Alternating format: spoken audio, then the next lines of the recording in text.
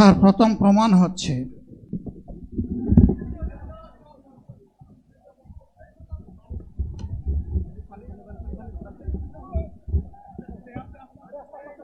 আপনারা অবস্থান করুন যার যার জায়গায়। আপনাদের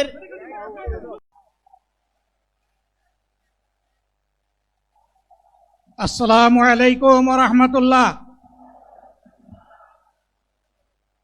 আলহামদুলিল্লাহি রাব্বিল আলামিন ওয়াসসালাতু ওয়াসসালামু আলা রাসূলিহিল কারীম ওয়া আলা আলিহি ওয়া সাহবিহি ওয়া আহলি বাইতি আজমাইন।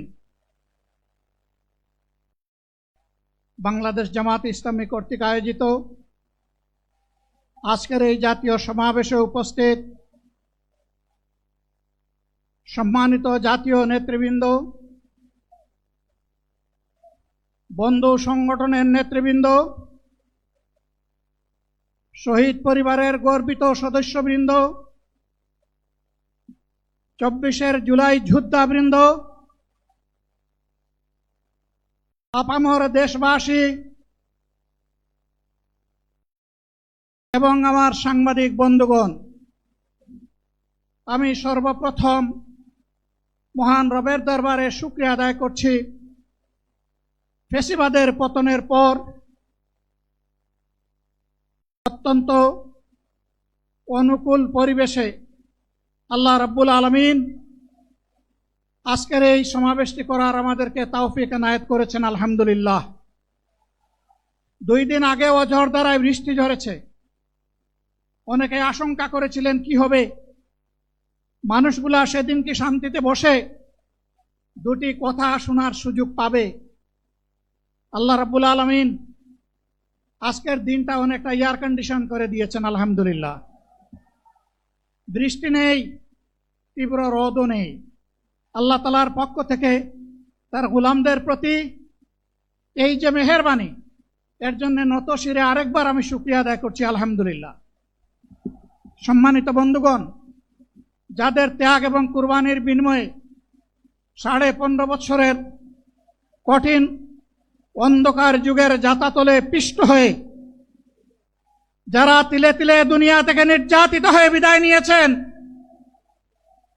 অপশক্তির বিরুদ্ধে প্রতিবাদ করতে গিয়ে বিদায় নিয়েছেন, যারা লড়াই করে আহত হয়েছেন, পঙ্গুত্ব বরণ করেছেন, আমরা তাদের সকলের কাছে গভীরভাবে ঋণী।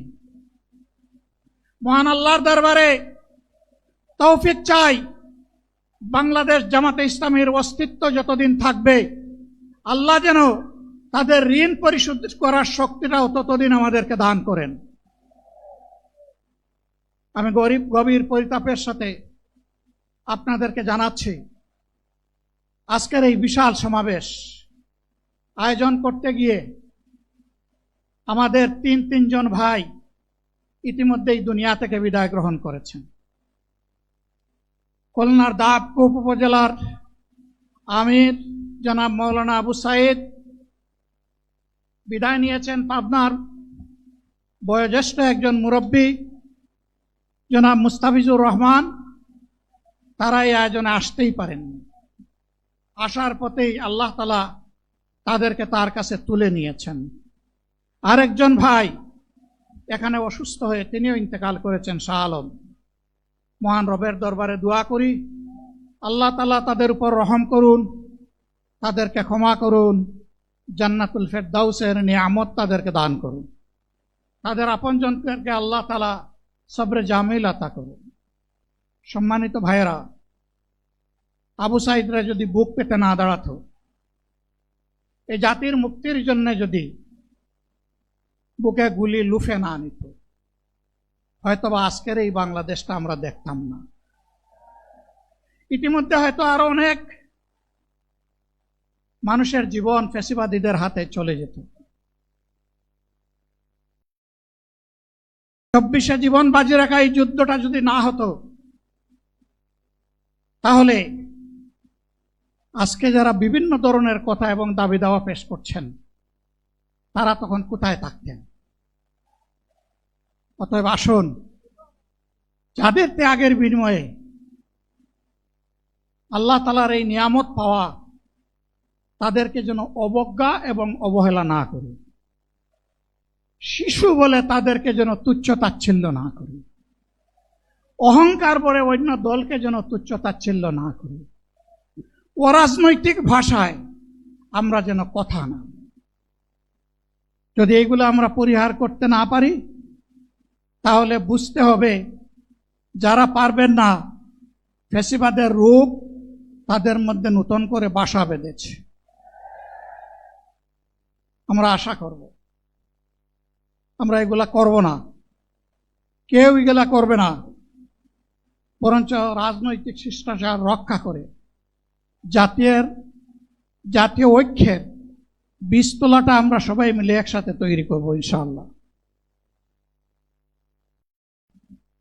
সম্মানিত ভাইয়েরা, আসরের নামাজ আসন্ন, আরো অনেক বক্তা ছিলেন, তাদেরকে আমরা দিতে পারি নাই, আমরা দুঃখিত।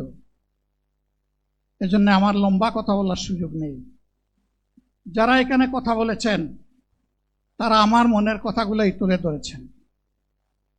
আমি শুধু বলতে চাই, আগামীর বাংলাদেশটা কেমন হবে? আমি বলি আরেকটা লড়াই হবে ইনশাআল্লাহ। একটা লড়াই হয়েছে ফ্যাসিবাদের বিরুদ্ধে, আরেকটা লড়াই হবে দুর্নীতির বিরুদ্ধে ইনশাআল্লাহ। এই দুর্নীতির মূল উৎপাটন করার জন্য যা দরকার, আমরা তারুণ্য এবং যৌবনের শক্তিকে একত্রিত করে সেই লড়াইয়েও ইনশাআল্লাহ আমি জয়লাভ করব। প্রিয় ভাইয়েরা, জামাতে ইসলামী যে দুর্নীতিমুক্ত সমাজ গড়বে তার প্রমাণ কি? তার প্রথম প্রমাণ হচ্ছে